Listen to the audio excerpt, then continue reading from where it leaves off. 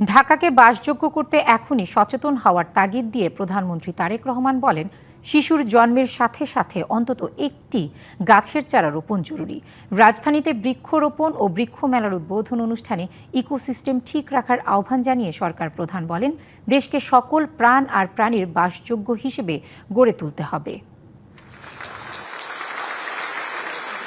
বৃক্ষরোপণে সাজাই দেশ, সবার আগে বাংলাদেশ। এই প্রতিপাদ্যে বৃহস্পতিবার রাজধানীর চিনমৈত্রী সম্মেলন কেন্দ্রে বিশ্ব পরিবেশ দিবস ও পরিবেশ মেলা এবং বৃক্ষরোপণ অভিযান ও বৃক্ষ মেলার উদ্বোধনী অংশ নেন প্রধানমন্ত্রী তারেক রহমান।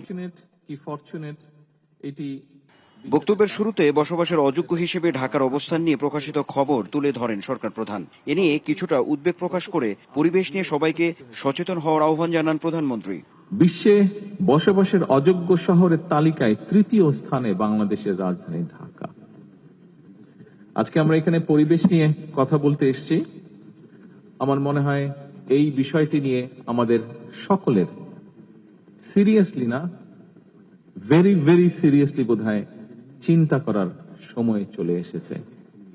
কাজে এখানে আজকে আমরা যারা বৃক্ষরোপণই হোক বা পরিবেশের বিষয় হোক, আমরা এখানে একত্রিত হয়েছি, আমাদের সকলের উচিত হবে এই ঘর থেকে বেরিয়ে গিয়ে যখন যে পরিস্থিতিতে যে পরিবেশে আমাদের সুযোগ হয় প্রত্যেকটি মানুষকে এ ব্যাপারে সচেতন করা। সরকার পরিবেশকে আলাদা খাত হিসেবে নয়, এটি উন্নয়নের ভিত্তি হিসেবে দেখছে বলেও জানান তিনি। বলেন, ইকোসিস্টেম বজায় রাখতে হবে। বৃক্ষরোপণ এবং পরিবেশ সংরক্ষণের মতন এই যে বিষয়টা, এটা আমাদের একটা নৈমিত্তিক অভ্যাসে যদি আমরা পরিণত করতে পারি, প্রতিটা প্রাণের জন্মকে উদযাপন করি, স্মরণ রাখি, তাহলে একটা নবজাতকের পাশাপাশি একটা গাছ যেমন বেড়ে উঠবে, সেই ছোট্ট শিশুটি আস্তে আস্তে বেড়ে উঠবে এবং এভাবেই সবুজায়নের জন্য সামাজিক আন্দোলন সফলতা লাভ করবে।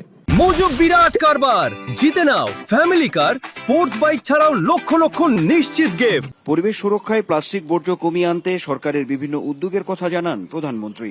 দেশকে সকল প্রাণী ও প্রাণের আবাসস্থল হিসেবে গড়ে তোলার অঙ্গীকারও করেন তারেক রহমান। বন্য কিংবা গৃহপালিত পানি, অর্থাৎ আমাদের চারপাশ পরিবেশ প্রতিবেশ, অর্থাৎ আল্লাহর এই সকল সৃষ্টি সবই কিন্তু মানুষের উপকারের জন্য। তবে আল্লাহ সকল সৃষ্টি থেকে যদি উপকার ভোগ করতে হয়, তাহলে মানুষ হিসেবে অবশ্যই কিন্তু আমাদের কিছু দায়িত্ব এবং কর্তব্য রয়েছে। পরিবেশ সুরক্ষায় অবদানের জন্য 3 ব্যক্তি ও 3 প্রতিষ্ঠানকে পরিবেশ পদক, সামাজিক বনায়নে অবদানকারী জাতীয় বৃক্ষরোপণ পুরস্কার, বন্যপ্রাণী সুরক্ষায় অবদানকারীদের হাতে পুরস্কার তুলে দেন প্রধানমন্ত্রী। পরে বাংলাদেশ চিনমৈত্রী সম্মেলন কেন্দ্রের পাশে 3টি গাছের চারা রোপণ করেন প্রধানমন্ত্রী। পরিবেশ ও বৃক্ষ মেলার স্টলও ঘুরে দেখেন তিনি। Anwar Hossain, DBC news, Dhaka.